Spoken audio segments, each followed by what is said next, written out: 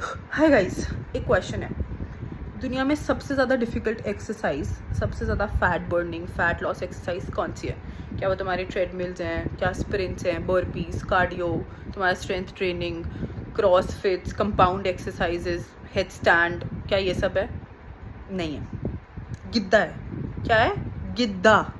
और गिद्दा ही है। I mean 40 seconds 40 seconds ਤੁਸੀਂ ਡਬਲ ਅੱਡੀ ਵਾਲਾ ਗਿੱਧਾ ਪਾਓ। 40 seconds double addi gidda, you dance, 170 heartbeat and 10 calories burnt. 10 calories burnt. Crazy. I mean crazy. No exercise is in this league. No exercise can be in this league. Like none. Literally none.